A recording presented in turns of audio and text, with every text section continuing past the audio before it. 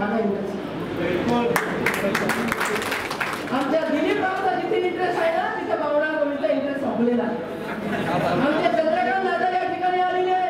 दादा तुम्हाला आठवत असेल प्रकाश दादा आपण सगळे बसलो होतो, वंचित सोबत घेतली बरोबर आहे. माझं एक सभापती पद मी सोडून दिलं पण वंचितला सभापती पद दिलं आणि दादाला या ठिकाणी जिल्हा अध्यक्ष बनवण्यासाठी पुढाकार घेतला. माझं मन फार मोठं आहे. तुम्ही माझा म्हणजे समुद्राची खोली दाखवूच नका. तुम्ही बोला काय पाहिजे काय करायचं सोडून दिलं भावनावर.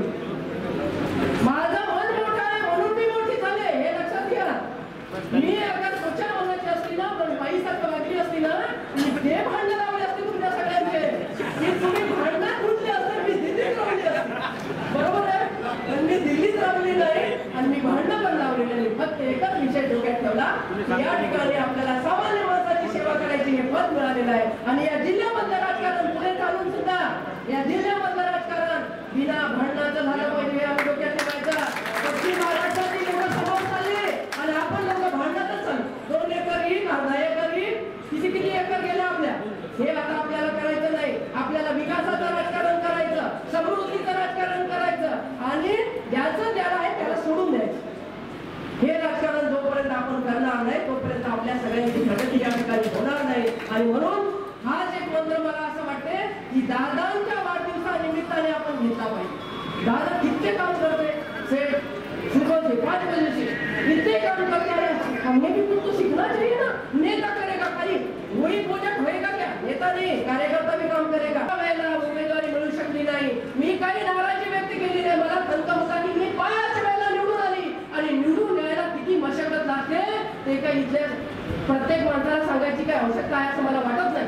निवडून येण्यासाठी या ठिकाणी आपल्याला खूप मेहनत करावी लागते. निवडून येणं बार निवडून येणं यासाठी सुद्धा खूप मेहनत लागते. मी आले म्हणून माझ्या मनामध्ये डोक्यामध्ये एक होता विचार होता मला थोडीशी खंत होती परंतु माझी खंत या ठिकाणी कुठेही आमच्या सीएम साहेबांनी ठेवली नाही आणि मला या ठिकाणी विधान परिषदेवर घेतला. मी त्यांचे आभारी आहे.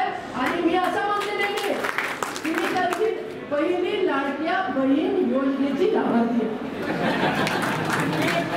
लाडकी बहीण योजना आमच्या सगळ्या बहिणींसाठी आहे. लाडक्या भाऊ योजना पण आहे पण पहिली लाभार्थी भावना गवळी मुख्यमंत्री साहेबांच्या या योजनेची आहे.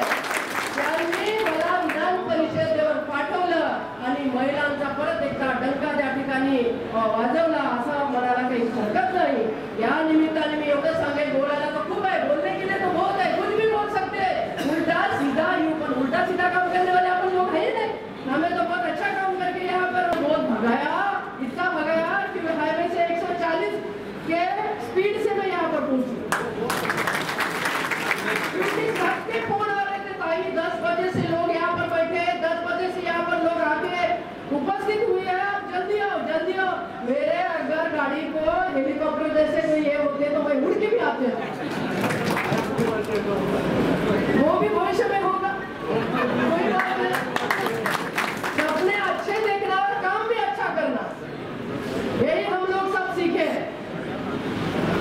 और दूसरी बात यहाँ पर मैं बताना चाहूंगी